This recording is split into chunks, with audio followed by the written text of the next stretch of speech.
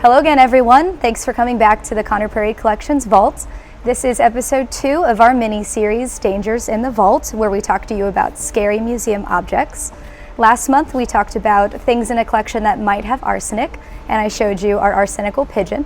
This month, I want to talk to you about objects that may have lead. We're going to focus on this guy here that is actually a jelly mold from the late 1800s. Lead has actually been used for thousands of years. It goes all the way back to the Babylonians, to the ancient Egyptians who used lead to glaze their pottery. Romans very famously built an entire infrastructure of water pipes with lead, and ancient Chinese cultures actually designed coins using lead as well. Lead is a naturally occurring metal in the Earth's crust, so it's fairly abundant. It has a low melting point, so it's very easy to work with, and it actually resists corrosion better than most metals. So lead has been a very popular metal to build pretty much everything with over the last few thousands of years. Up until the last century, lead has been used in pretty much everything, for paints, for cookware, in pewter plates, in crystal glassware, in glazing and pottery. We actually suspected that lead might be toxic. We continued to use it up until the 20th century.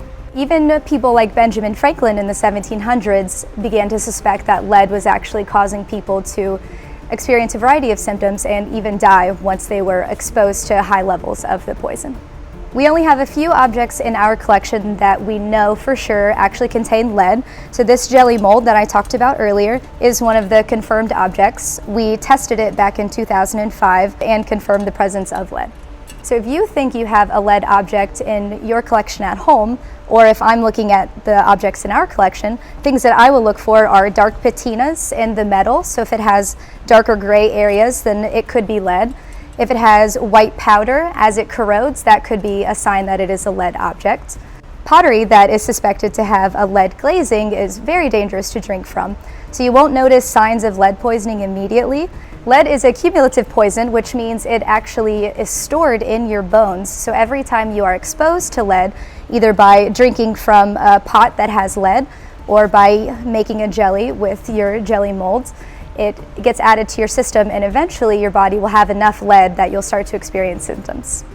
It's also wise to avoid drinking or cooking out of any cookware or dinnerware that you do not know its origins. So if you buy a random ceramic pot in a market, it might not be the best idea to drink from it. Another thing you can do is avoid touching heavily corroded surfaces. You can wear certain personal protective equipment like masks or gloves if you are forced to work with something that might have lead. And always wash your hands after you touch anything that might be suspected of lead. Thanks for checking out this episode of Dangers in the Vault. Tune in next month to see what other scary objects I get to show you.